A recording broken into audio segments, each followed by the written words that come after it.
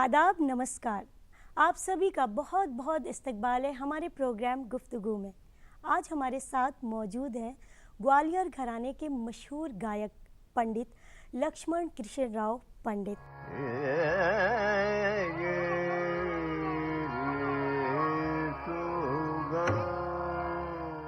Classical गायकी की दुनिया का ताबिंदा सितारा पंडित लक्ष्मण कृष्ण राव पंडित ग्वालियर घराने की नस्ल दर नस्ल चली आ रही नायाब गायकी को फरोग देते हुए, पुरखों की विरासत को सहेजते हुए, जब से होश संभाला खुद को मौसीकी के लिए वक्फ कर दिया। मुल्क और बैरून ममालिक में अपने फन का मुजाहरा कर चुके पंडित लक्ष्मण कृष्ण राव पंडित का नाम क्लासिकल गायकी की दुनिया में बड़े अदब से लिया जाता है। गायकी की दुनिया में दी गई खिदमात के लिए इन्हें कई एजाज़ात से भी नवाजा जा चुका है। अपने रियाज और गायकी को कायम रखने के साथ ही ये मुल्क में क्लासिकल गायकी के नए मुस्तकबिल तामीर करने का काम बड़ी ही शिद्दत के साथ कर रहे हैं।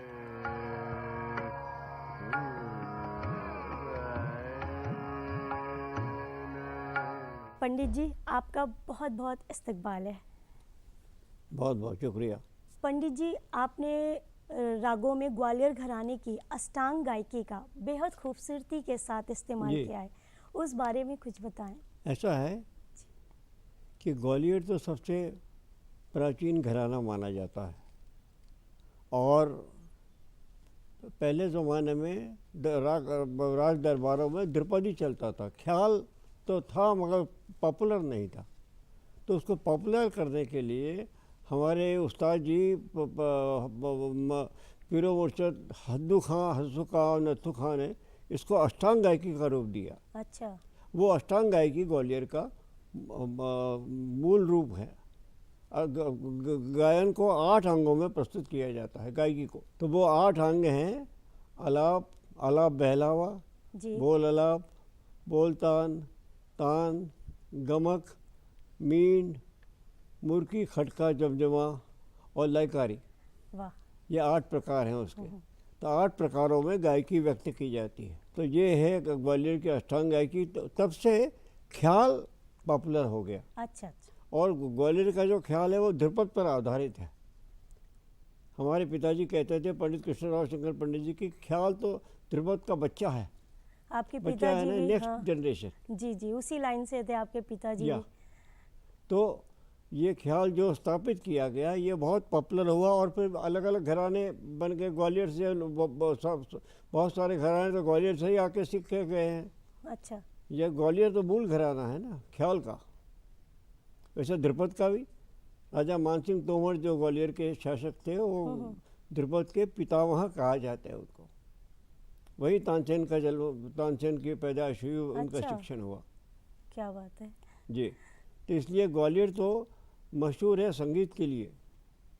वो कहता है कि ग्वालियर का बच्चा जब पैदा होता है तो वो सुर में रोता है। अच्छा, तभी वो हुनर आप में आया है कि आप इतना अच्छा बोलते हैं और आप में रग रग में बोल सकते हैं, म्यूज़िक समाया हुआ है जी। जब अब बात छिड़ गई है म्यूज़िक की, अभी आपने बताया ख्याल गायकी और ग्वालियर घराना, तो हम ज़रूर चाहेंगे कि आप भी कुछ सुना दें। जरूर जी। तो ग्वालियर का संगीत ऐसा है, संगीत एक विद्या भी है और कला भी है। हाँ। तो विद्या यानी राग ज्ञान और बंदिशें। अच्छा। तो ग्वालियर गायकी में इतनी बंदिशें हैं कि मैं क्या कहूँ आपको। मुझे सिर्फ यमन में 100 से ज़्यादा बंदिशें याद हैं। अच्छा। अलग अलग प्रकार की, अलग अलग तालों में निबद्ध। तो मैं आपको अभी, और इसके अलावा भी ग्वालियर में ख्याल, ठुमरी, तराना, टप्पा और अष्टपदी और पद, इन अलग अलग शैलियों का निर्माण हुआ, उसको पॉपुलराइज किया गया। अच्छा। तो मैं अभी आपको एक छोटा ख्याल सुनाता हूँ यमन कल्याण में। अच्छा। यमन कल्याण एक ग्वालियर का वैसिक राग है। सबसे पहले तालीम इसी में दी जाती है। अच्छा। जी, तालीम की शुरुआत इसी से की जाती है। दे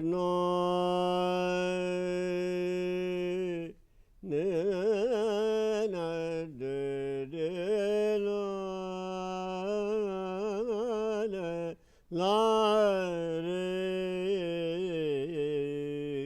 अवगुणन कीजिए गुणी सन का अवगुणन कीजिए गुणी सन का जान गुण की सार हो गुणी गुणी जान गुण के सार अवगुणन कीजिए गुणी सन का अवगुणन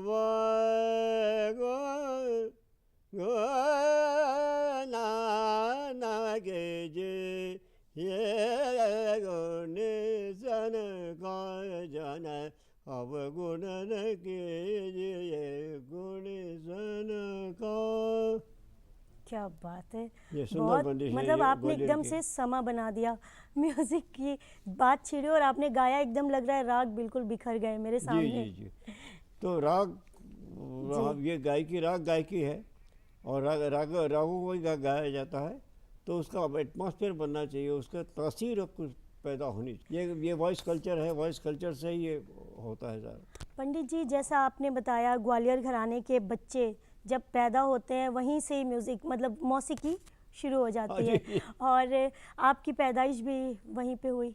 मेरी पैदाइश एक संगीत के महान परंपराओं में हुई, महान मेरे घरानों में मैं जो पांचवा पीढ़ी हूँ संगीत की। वाह वाह, मैं यही जानना चाहूँगी कि आप अपने बचपन की उन्हीं यादों में ले चलें हम सबको और बताएं कि क्या माहौल था, अपने माता पिता से आपने क्या सीखा और कैसे आपको मौसीकी का शौक़ पैदा हुआ। जी जी, मौसीकी का शौक़ तो जन्म से था।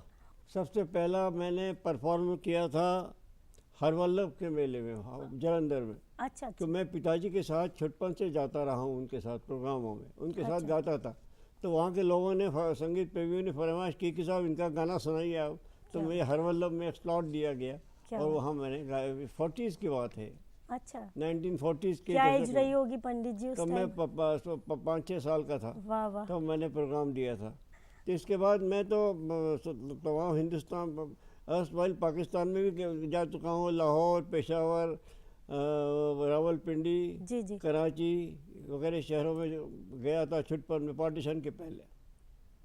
तो इस तरह से संगीत हमें सिखाया गया। जी जी। और संगीत में ऐसा है कि डिसिप्लिन है, कोई कला सीखने के लिए डिसिप्लिन की ज़रूरत होती है जी, कि आपको रोज़ सीखना है, हाँ। रोज़ रियाज करना है, और बिना नागा जिस तरह से आप खाना खाते हैं उसी तरह से रियाज करना है रोज़।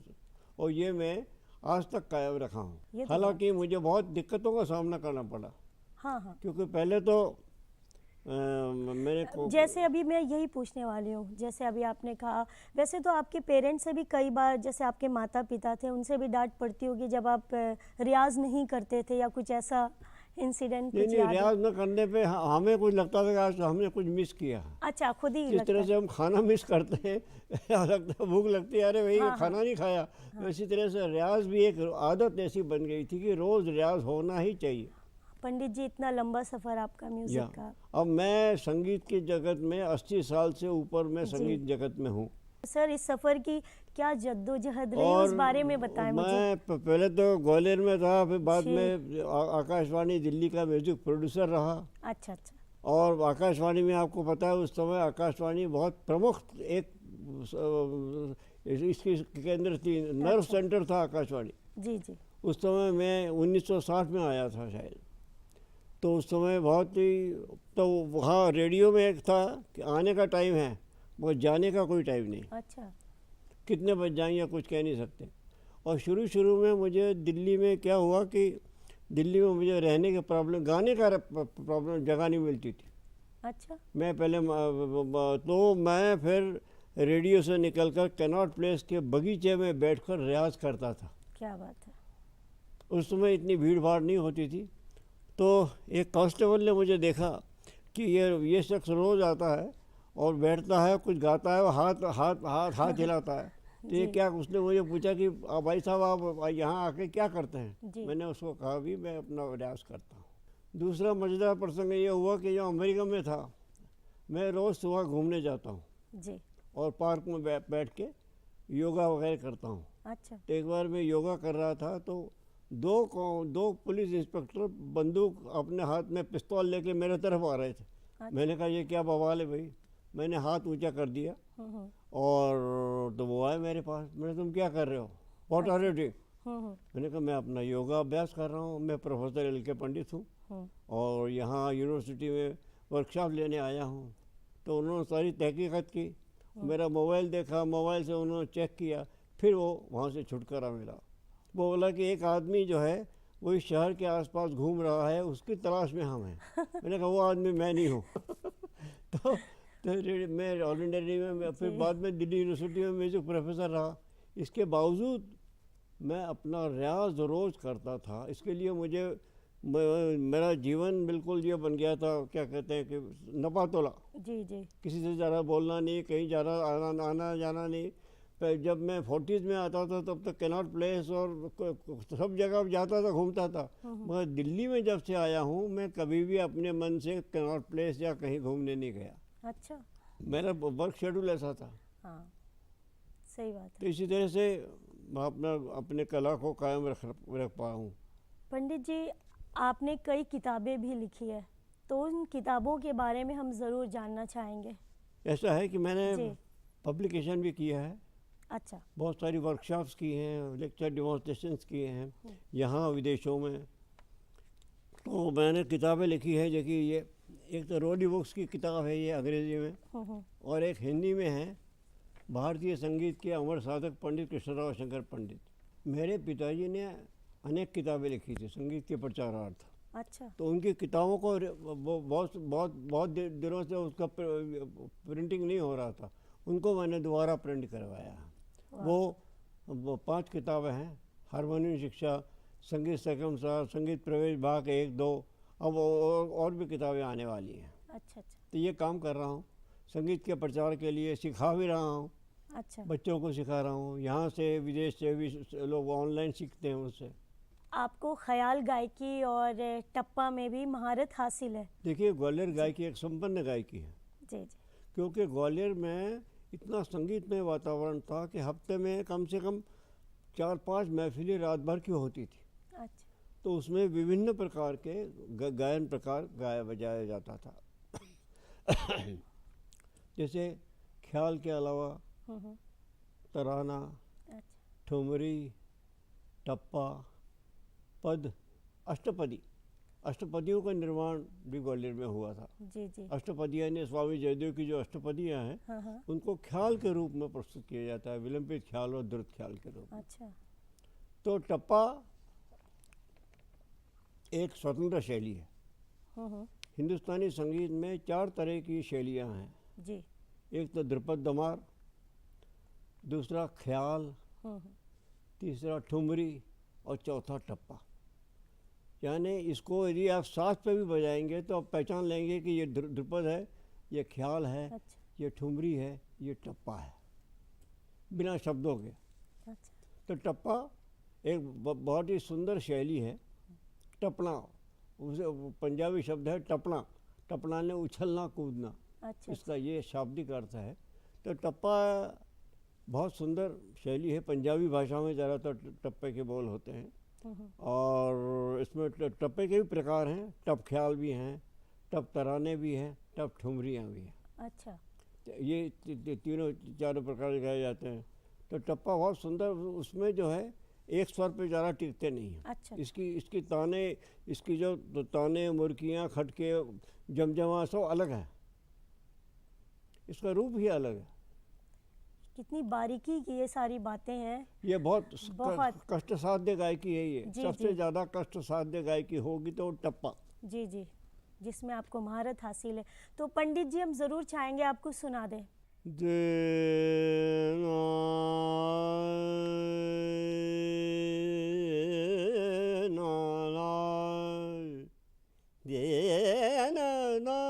ना मानो जो बन दावे, ना मानो जो बन दावे, मिया सिद नजरा बखन दाना, माना जो बन दावे।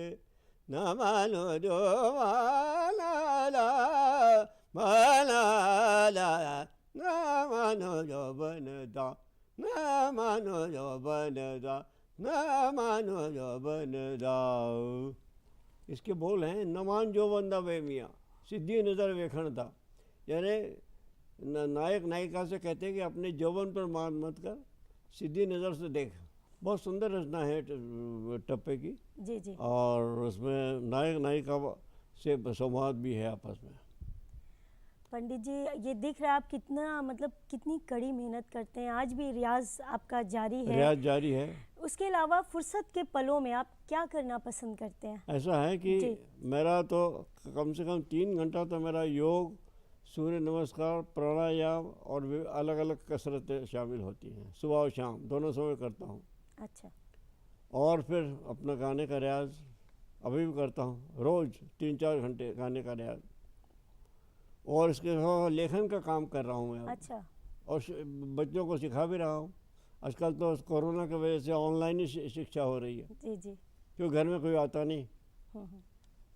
2-2.5 साल से घर के अंदर ही बैठा हूँ। अभी आज मेरे ख्याल से ये दूसरी बार या तीसरी बार बाहर निकला हूँ।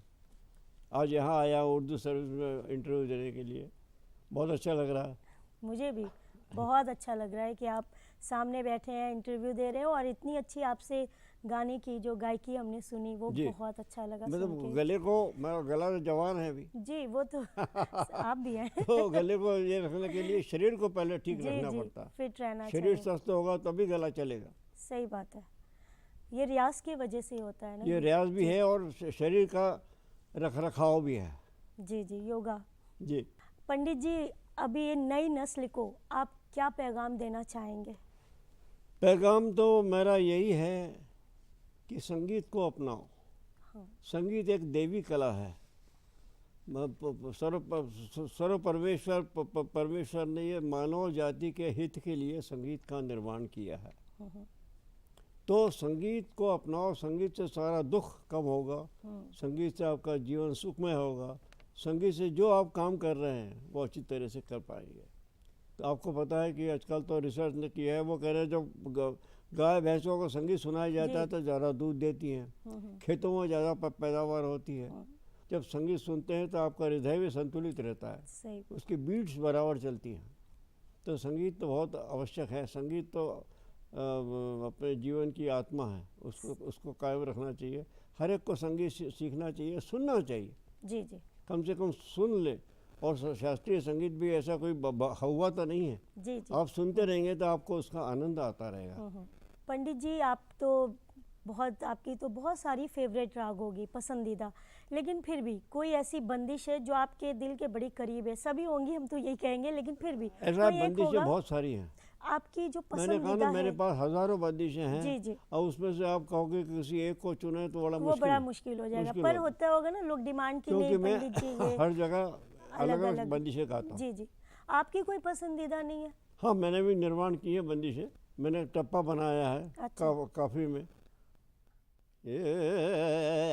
यार दी मैनू तलबा दीदा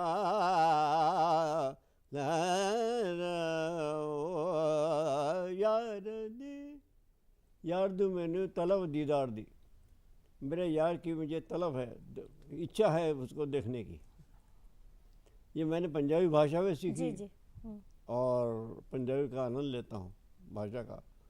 तो ये टप्पा मैंने बनाया है। टप्पे बहुत सारे ख्याल भी बनाए हैं। पंडित जी, आप फिल्में देखने का शौक है आपको? सिनेमा? हाँ हाँ, एक जमाने में बहुत शौक था। अच्छा, अब नहीं देखते? अब तो मुश्किल है। हाँ। क्योंकि वहाँ जाके 3 घंटे बैठना मुश्किल हो जाता अच्छा। है। नहीं, मगर एक ज़माने में बहुत शौक था। एक फिल्म में मैं देखता था सिर्फ संगीत के लिए। अच्छा। म्यूज़िक पहले का इतना अच्छा देते थे म्यूज़िक डायरेक्टर। मेरे म्यूज़िक डायरेक्टर तमाम जानने वाले थे। एक बार तो क्या हुआ कि बम्बई में मेरा प्रोग्राम था। उसमें नौशाद साहब आए थे।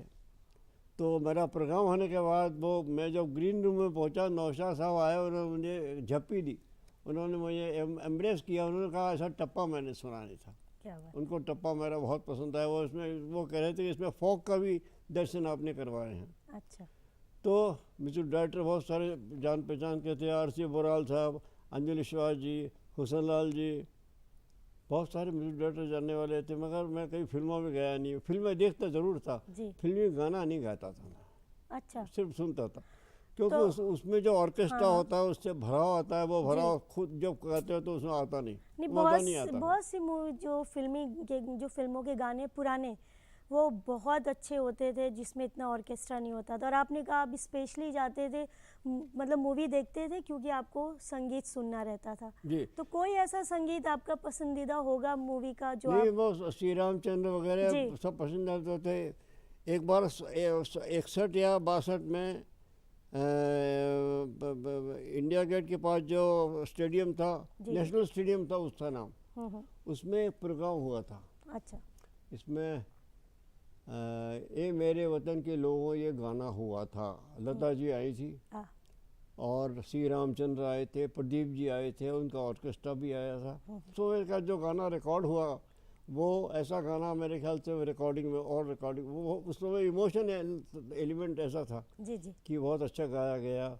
और वो सीन मैंने देखा है।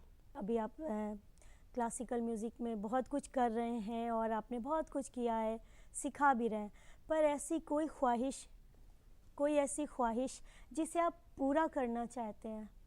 ऐसी कोई ख्वाहिश? जी जी। ख्वाहिश यही है कि गाता रहूं। अच्छा। भगवान से यही जी। मांगता हूँ कि जब तक मैं हूँ तब तक गाता रहूं आराम से और प्रोग्राम देता रहूं। जी जी। यही ख्वाहिश है। और शरीर मेरा स्वस्थ रहे जिससे कि मैं गाता रहूं, कि और सिखाता रहूं। जी, ये सिखाना कुछ तो। अच्छे शागिर्द आए तो अच्छे ना बड़ा अच्छा लगता है। अच्छा। जब कोई शागिर्द अच्छा गाता है तो बड़ा भी बहुत मुश्किल होता है ना, तो it's a creation of yours. Yes yes. जिस तरह से किसी माता को बच्चा होने पर खुशी होती है, वही खुशी हमके होती है। पंडित जी, आपसे टप्पा सुना, कई बंदिश भी आपने कहा आप गाते हैं। जी जी जी। लेकिन हमने पहले भी सुनी है, लेकिन अभी कोई ठुमरी हो जाए। जरूर जरूर। ऐसा है कि ग्वालियर तो ठुमरियों का घर माना जी। क्योंकि भैया साहब गणपत राव ठुमरी के कनवासर माना जाते हैं। अच्छा। उन्होंने इस ठुमरी को नया रूप दिया। तो मैं एक ठुमरी सुनाता हूँ आपकी धानी में। ना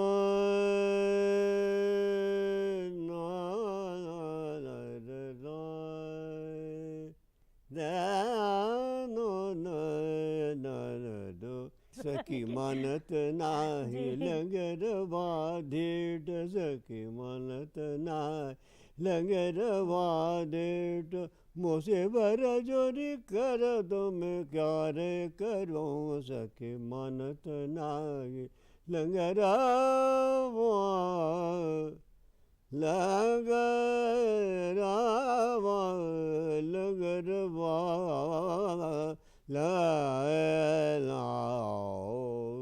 सखी मानत नाही लंगर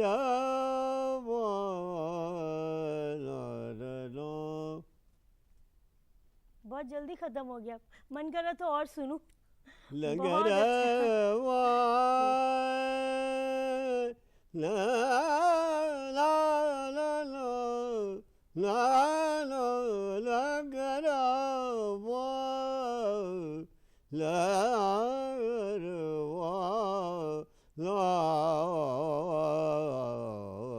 सगे मानत नाय लंगर वाधेट, मोसे भर जोरी कर दो मैं क्या रे करूं, सके मानत नाय सखी मानत नाय, सखी मानत लाय लंगर वाधेट।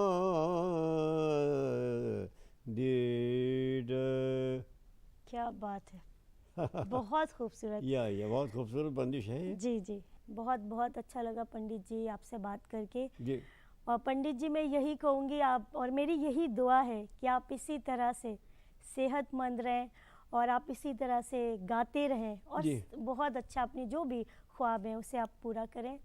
आप हमारे प्रोग्राम में आए, इसके लिए आपका तहे दिल से शुक्रिया। धन्यवाद और नमस्कार। तो नाजरीन, गुफ्तगू में फ़िलहाल इतना ही। अगले हफ्ते आपसे फिर होगी मुलाकात एक नई शख्सियत के साथ। तब तक के लिए दीजिए इजाज़त। आदाब।